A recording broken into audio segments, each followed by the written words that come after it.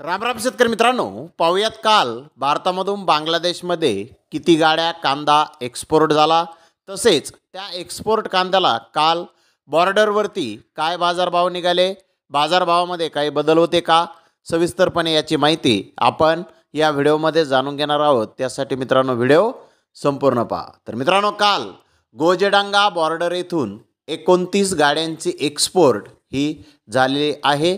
तर बॅलन्समध्ये गोजेडांगा बॉर्डरवरती काही गाड्या ह्या काल शिल्लक नव्हत्या। तर मेंदीपूर बॉर्डर येथून काल 52 गाड्यांची एक्सपोर्ट ही झालेली आहे।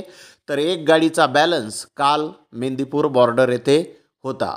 तर मित्रांनो, अशा दोन्ही ठिकाणाहून मिळून टोटल 81 गाड्यांची एक्सपोर्ट ही काल भारतामधून बांगलादेशमध्ये कांद्याची झालेली आहे।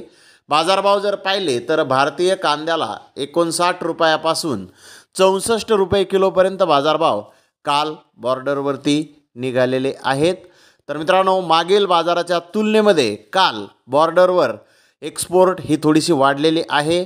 तर कांद्याचे बाजारभाव हे स्थिर पाहण्यास मिळाले आहेत। तर धन्यवाद मित्रांनो, आपण माझा व्हिडिओ शेवटपर्यंत पाहिल्याबद्दल। व्हिडिओ आवडल्यास लाईक करा, शेअर करा।